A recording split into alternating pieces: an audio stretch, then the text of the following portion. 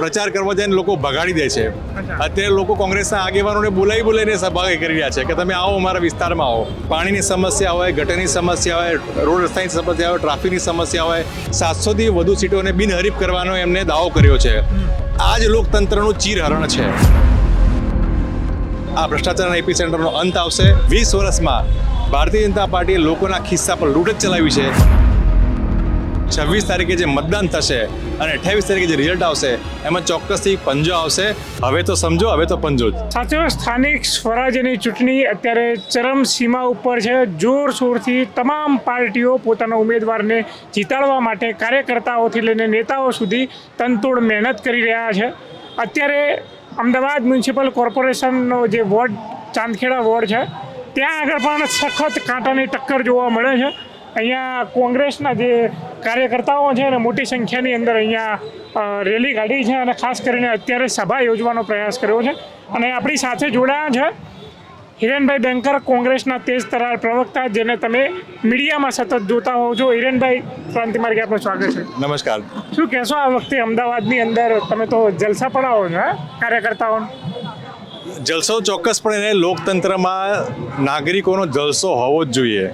નાગરિકોના અવાજને મજબૂત કરવાનો આ પર્વ છે અને આ પર્વમાં લોકોનો અવાજ મજબૂત થાય એ માટે કોંગ્રેસ પક્ષે તમામ જગ્યાએ સ્થાનિક મજબૂત ઉમેદવારોને નિમણૂક કરી છે, મેદાને ઉતાર્યા છે. અત્યારે આપણે જ્યાં ઊભા છીએ અમદાવાદ મ્યુનિસિપલ કોર્પોરેશન ના ચાંદખેડા વોર્ડ નંબર 3માં ઊભા છે. અત્યારે આપણે જે જોઈ રહ્યા છે એ માહોલ સ્થાનિક સોસાયટીઓ દ્વારા 30થી વધુ સોસાયટી દ્વારા અભિવાદન કાર્યક્રમ, જે અમારા ઉમેદવારશ્રીઓ છે એનો અભિવાદન કાર્યક્રમ અત્યારે અહીંયા થવા જઈ રહ્યો છે.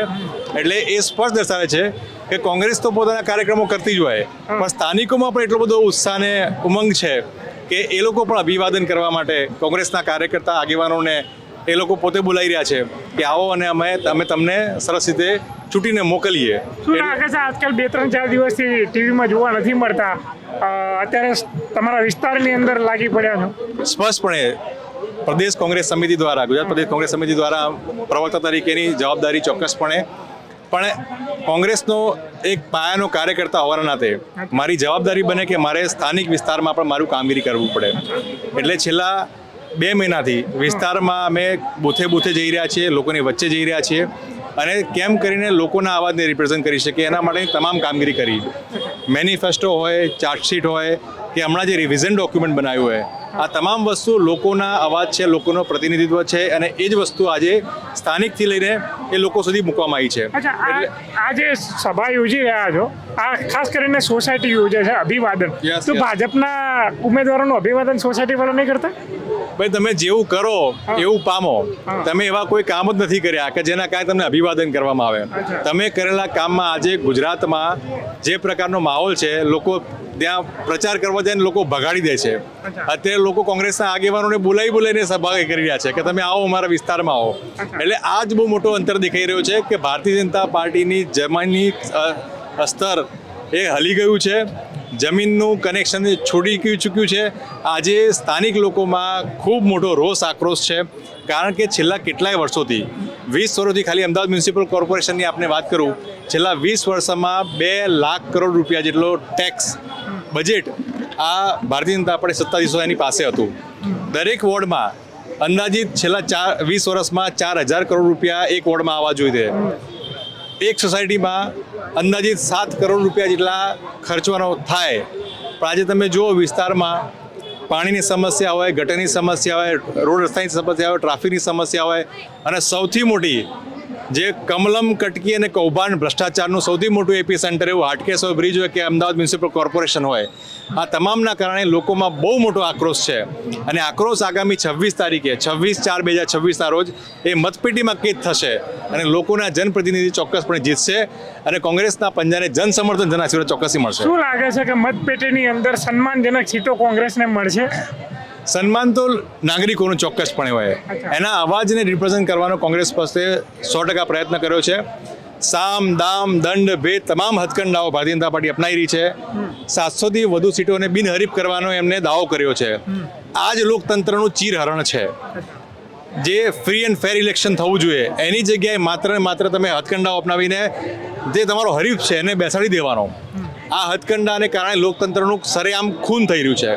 અને એવામાં કોંગ્રેસનો કાર્યકર્તા 30 વર્ષમાં શાસન હોવા છતાં પણ એ આજે પણ અડગ ઊભો છે. આ જ દર્શાવે છે કે લોકોના અવાજને રજૂ કરવા માટે કોંગ્રેસનો કાર્યકર્તા એ હંમેશા રહેતો હશે અને આગામી દિવસમાં પણ રહેશે. શું લાગે છે અમદાવાદનો મેયર બદલાશે, ભાજપના જગ્યાએ કોંગ્રેસના આવશે એવું લાગે કે? ચોક્કસપણે અમને આશા છે, અપેક્ષા છે કે જે પ્રકારનું તંત્ર છેલ્લા 20 વર્ષમાં અમદાવાદ મ્યુનિસિપલ કોર્પોરેશનમાં રહ્યું છે, ભ્રષ્ટાચારનું એપી સેન્ટર બની ચૂક્યું છે, એમાં આ ભ્રષ્ટાચારના એપી સેન્ટરનો અંત આવશે, લોકોનું સુશાસન આવશે, લોકોને પાયાની સુવિધા મળશે. અને જે કોંગ્રેસ પક્ષે પોતાના મેનિફેસ્ટોમાં પોતાના કમિટમેન્ટમાં કહ્યું છે કે પાણી શુદ્ધ પીવાનું પાણી મળશે, મહિલાઓને તમામ જગ્યાએ સ્થાનિક મુસાફરી એ મફત આપવામાં આવશે, 11,000 જેટલી ભરતીઓ માત્ર અમદાવાદ મ્યુનિસિપલ કોર્પોરેશનમાં બાકી છે એ સત્વરે ભરવામાં આવશે, યુવાનોનું આઉટસોર્સિંગ કોન્ટ્રાક્ટ પ્રથામાં શોષણ થઈ રહ્યું છે એને પણ રોકવામાં આવશે.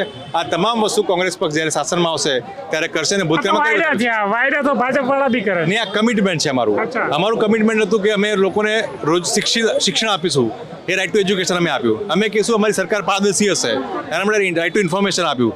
કોંગ્રેસ પક્ષ જ્યારે સત્તામાં આવી છે એ નાગરિકોના હક અધિકારને મજબૂત કરવાની કામગીરી કરી છે. ભૂતકાળમાં પણ જ્યારે અમદાવાદ મ્યુનિસિપલ કોર્પોરેશન 2005થી 2005 સુધી શાસન હતું, 2004થી 5 એ આખા શાસનમાં કોંગ્રેસ પક્ષે લોકોને આપ્યું જ છે.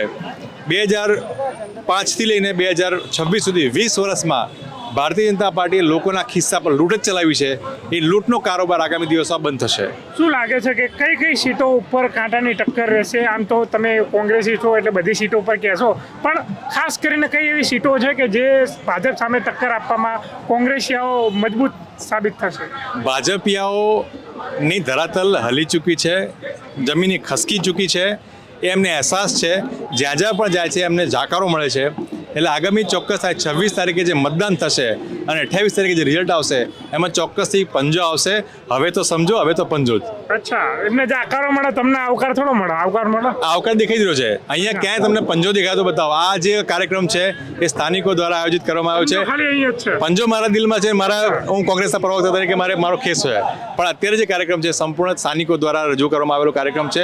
એ જ દેખાડે છે કે ભાજપને જાકારો છે અને કોંગ્રેસને આવકાર મળી રહ્યો છે. શું લાગે છે તમારા દિલમાં છે પંજો પબ્લિકના દિલમાં આવશે? ચોક્કસપણે જે પ્રકારની અત્યારે પરિસ્થિતિ સમગ્ર વર્લ્ડમાં, અમદાવાદ હોય કે 15 મહાનગરપાલિકાઓ હોય, આ તમામ જગ્યાના જે વિઝ્યુઅલ મીડિયાના માધ્યમથી જોયા છે, આ તમામ જગ્યાએ ભારતીય જનતા પાર્ટીના લોકોને સવાલો પૂછી રહ્યા છે કે તમે આટલા વર્ષો ક્યાં હતા? અમારે ત્યાં ગટર વ્યવસ્થા નથી કરી, રોડ રસ્તાની વ્યવસ્થા નથી કરી, અમને સુવિધા નથી મળી. આ તમામ વસ્તુની વાત એ આપણે મીડિયાના માધ્યમથી જોઈ છે અને એ લોકોને જવાબમાં તકલીફ પડી રહી છે. એટલે જનતાનો આક્રોશ ભારોભાર છે. જનતાનો આક્રોશ આગામી દિવસોમાં 26 તારીખે એ મતપેટીમાં કેદ થશે અને કોંગ્રેસ આગામી દિવસમાં જ્વલંત વિજયથી એ ચૂંટણી આવશે. આપનો આભાર હિરેનભાઈ, તમે આટલી વ્યસ્તતા વચ્ચે પણ સમય આપ્યો. આ હતા કોંગ્રેસના તેજતરા પ્રવક્તા હિરેનભાઈ બેંકર.